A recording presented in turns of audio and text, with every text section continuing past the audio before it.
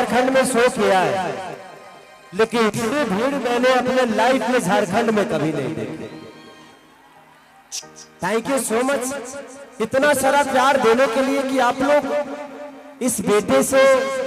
और इस बेटी से इतना प्यार करते हैं आप लोग, चाहे वो अक्षरा जी हो, चाहे मैं हो, या आपके भोजपुरी का कोई भी कलाकार हो, आपके प्यार के बिना हमेशा वो अधूरा रहता है।